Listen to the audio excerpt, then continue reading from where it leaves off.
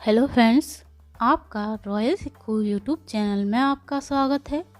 आज मैं इस वीडियो में रमा एकादशी की व्रत कथा लेकर आई हूँ।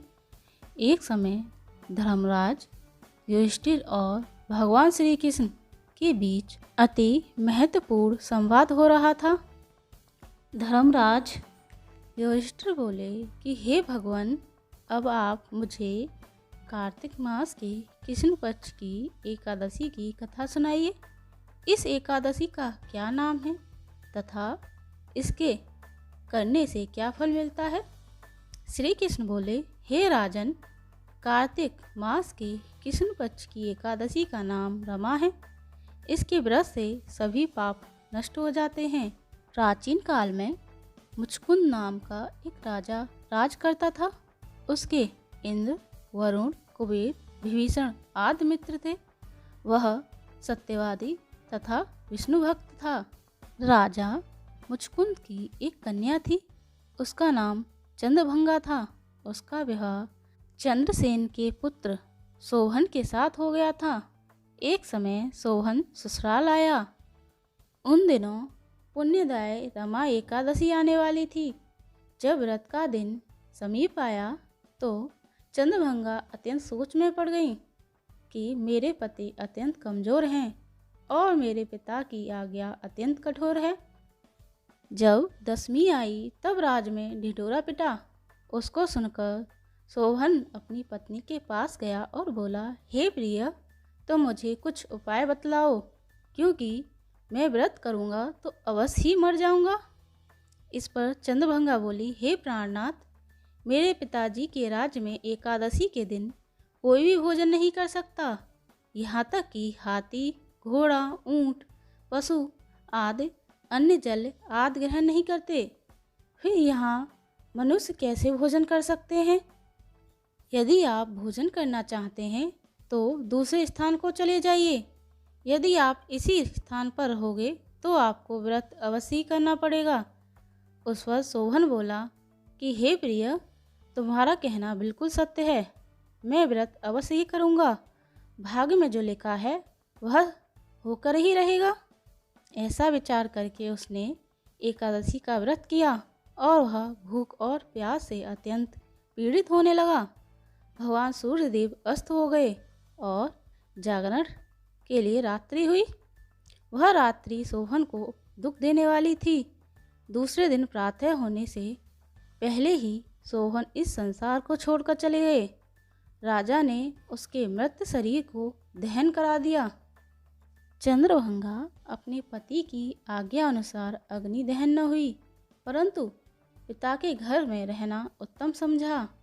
रमा एकादशी के प्रभाव से सोहन को चंद्राचल पर्वत पर धन धान्य से युक्त तथा शत्रु रहित एक उत्तम नगर प्राप्त हुआ। उसके महल में रतन तथा स्वर्ण के खंभे लगे हुए थे। वहाँ पर वह स्वर्ण तथा मड़ियों के सिंहासन पर बैठा था। एक समय मुचकुंद नगर में रहने वाला एक सोमवर्मा नाम का ब्राह्मण तीर्थ यात्रा के लिए निकला। उसने घूमते घूमते उसको देखा। वह ब्राह्मण उसको अपने राजा का जमाई जानकर उसके निकट गया। राजा सोहन उस ब्राह्मण को देख आसन से उठ खड़ा हुआ और अपने ससुर तथा स्त्री चंद्रभंगा की कुशलता को पूछने लगा। सोमवर्मा ब्राह्मण बोला कि हे राजन, हमारा राजा कुशल है। अब आप अपना वृत्तांत बतलाइए। मुझे यह बड़ा आश्चर्य है कि ऐसा विचित्र और सुंदर नगर, जिसको न तो मैंने कभी देखा और ना ही कभी सुना है, आपको किस प्रकार प्राप्त हुआ? सोहन बोला कि हे देव, यह सब कार्तिक मास के कृष्ण पक्ष की रमा एकादशी के व्रत का प्रभाव है। इस व्रत से मुझे यह अनुपम नगर प्राप्त हुआ, परंतु यह अध्रुव है। इस पर ब्राह्मण बोला कि हे राजन, यह अध्रुव क्यों है और ध्रुव किस प्रकार हो सकता है? सो आप मुझे समझाइए।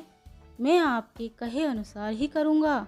आप इसमें बिल्कुल भी झूठ न समझें। सोहन बोला कि हे देव, मैंने श्रद्धापूर्वक व्रत किया था उसके प्रभाव से मुझे यह नगर प्राप्त हुआ, इसलिए मैं इसे अध्रुव मानता हूँ। यदि तुम इस वृत्तांत को राजा मुखचुंद की पुत्री चंद्रभंगा से कहोगे तो वह उसको ध्रुव बना सकती हैं। ब्राह्मण देव ने वहां जाकर चंद्रभंगा से समस्त बातें कहीं।